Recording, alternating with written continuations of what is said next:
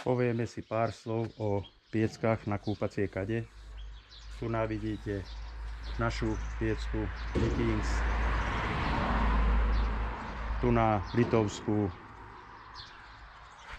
v Litve obrovská fabrika, vyrába pre celú Škandináviu. Vlastne takmer všetci výrobcovia v Európe majú od nich piecky. Rozmerovo sú takmer identické, fakt len milimetrové rozdiely. Hlavný rozdiel, ako môžete vidieť, je dvierka, litovská dvierka so sklom, naša piecka, plné dvierka. My sklenené dvierka nemontujeme už 5 rokov. Pred 5 rokmi sme začali vyrábať tieto plné dvierka. Má to opodstatnenie, o ktorých vám teraz porozprávam. Sklenené dvierko, problémy v zime, to žeravé sklo ofrkáte vodou a tie sklá praskajú. Nestiehali sme posielať náhradné sklá. Jedno sklo, ktorý bolo 17 eur, teraz možno 20 eur jedno sklo. Ale úplne hlavný dôvod je ten, že kúpacia kaďa nie je krbová vložka. Ako vieme, krbová vložka vykuruje cez sklo. Hlavne odovzdávacia plocha tepla je cez sklo. Cez to vyžaruje do priestoru, do obytného priestoru infračervené žiarenie a vlastne ohrieva celý priestor. Je to skrátka únik tepla. Keď budete kúriť v kadi s takýmito dvierkami, tak na pol metra cítite, môžete si ruky ohrievať.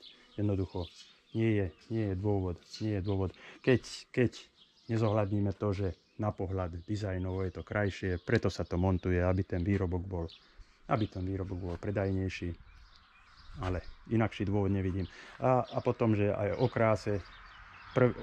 Teraz je to krásne, čisté sklíčko, čisté sklo, druhé, tretie kúrenie, čierne. No, skrátka, to s krásou nemá nič spoločné. My nie, že nemontujeme sklo na dvierkách, ale dokonca ešte sem dávame zábranu, aby sme zabránili aj prehriatiu týchto dvierok zvonku. Ešte aj takúto zábranu dávame. Skrátka, únik tepla úplne minimalizovať. Ďalší taký rozdiel, čo sme tiež k tomu sa dopracovali pri vývoji tejto piecky, je tieto nižšie nasávacie otvory. Ako vidíte, tu na vysoké nasávacie otvory. Tým vlastne sajeme vzduch aj z výšky a strháva nám teplý vzduch z ohniskového priestoru priamo do komína. Zase zbytočný únik tepla. My privádzame kyslík len na horenie. Pod drevo, tade to ide kyslík. A tu nie je žiaden prievan a môže teplo preberať tá vodička. To sú také hlavné dôvody. Také detaily sú ešte tu na vývod, na vypúšťací ventil včela. My to máme z najnižšieho bodu zo spodu piecky.